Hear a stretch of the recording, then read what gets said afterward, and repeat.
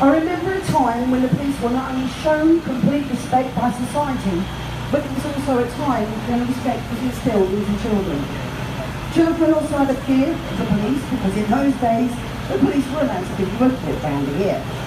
In those days, the local police officer would come into a school to help teach ciphering proficiency. There was also the well-known policeman who took you home by the ear when he called you strumping. I myself was often guilty of strumping. But he would give you a telling off, take you home, and Mum and Dad would say thank you, and assure him that nothing like this would ever happen again. It did, and this was often a ritual. And you feared him catching you doing it because you knew how this was going to end up.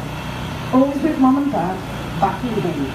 And always with my dad, making me wish I hadn't done it again. Getting lost and seeking out that trusty blue uniform was something that was the most natural thing in the world because in the blue, you trusted. Without a second thought, you knew you were safe with a police officer. Sadly, times have changed. People have lost respect and trust in the police force. The respect has gone and children no longer scared of the police. They know their rights, and if a policeman dare give his hand to the out-of-control youth of today, then the chances are he will be suspended if not fired from the police force. Police morale is at an all-time low according to what ex-serving officers and serving officers have told me. They are dumbed down with political correctness, afraid to step out of line because if they do, they face the possibility of being accused of racism or Islamophobia. This leads to officers often failing to do the very job they signed up to do, which is protecting life and property. There seems to be a huge lack of pride in being a police officer. This is something that PC Palmer took seriously. He placed himself in a position that cost him his life in order that he may save the lives of other people around him. And for that, he should never be forgotten. Imagine being an officer called out to a rape, grooming case, FGM or honour-based violence, only for it to be passed on to senior officers who either don't act or if they do, then the CPS fail to act. This is just one of the many issues our police officers struggle with, on top of the fact that now it is the number of arrests that counts, and not how well you do your job, but how many high arrest numbers being sent back to the Home Office.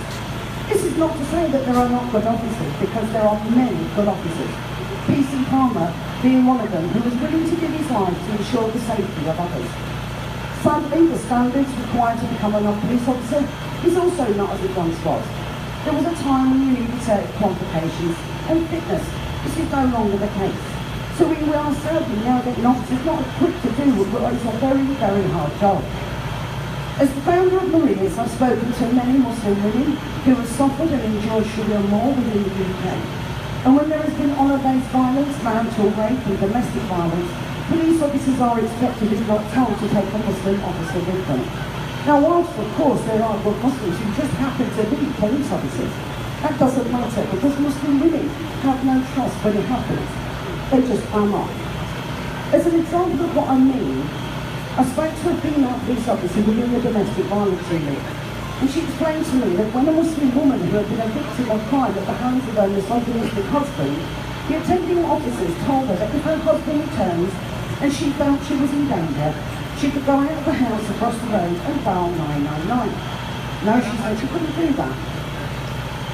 The officer tried to reassure her and tell her where the phone booth was, and she kept repeating, "No, you don't understand. He will tell the community." The imam, she was pointing at the Muslim officer, she said this. Even though the female officer attempted to reassure her, and she still insisted that for this reason she could not leave the house and make that 999 call.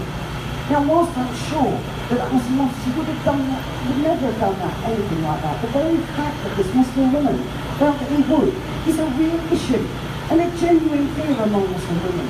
And only because of political correctness is this insisted upon.